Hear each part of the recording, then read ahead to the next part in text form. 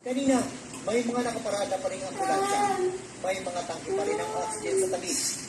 Pero paliwanag ng Valenzuela LGU, hindi lang naman pagbiyahe ng patient ang dapat na ng emergency room.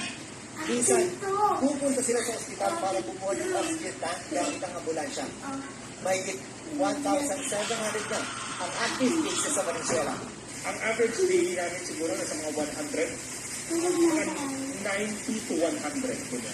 Mataas yun. Dati ang average lang namin nung last, nung before the search was less than 50. I wouldn't call it a search, but I guess may uptake talaga. Mabilis ka.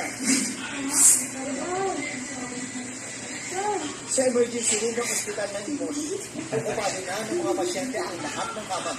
Kaya ang iba, sa wheelchair na lang inilagay habang may nakakabit ng ospital. Ang iba naman ay nasa parking area sa may linya rin ang oxygen papunta sa loob. Nasa 200 na nakakawa ng COVID sa Imus araw-araw. Sa Philippine General Hospital, 231 na ang nakabit ng COVID positive kahapon. Pinakamataas na ng ilang mula ng COVID surge ng Marshall Active. Puno na ang ICU.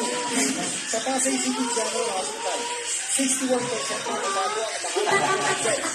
Habang nasa high risk na ang ICU, 70% ang nabago. Ang champion naman sa Quezon City General Hospital ay nakahanda na in-convert sa ICU COVID ward dahil tumataas sa bilang ng severe cases ng COVID.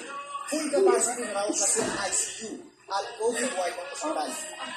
Kahapon, sinabi ng Private Hospital Association of the Philippines o PHAPI, nasa 60 facilities ang high-risk to critical ang occupancy.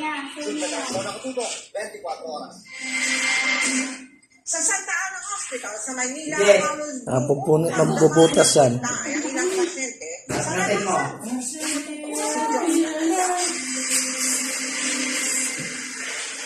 Naipon na sa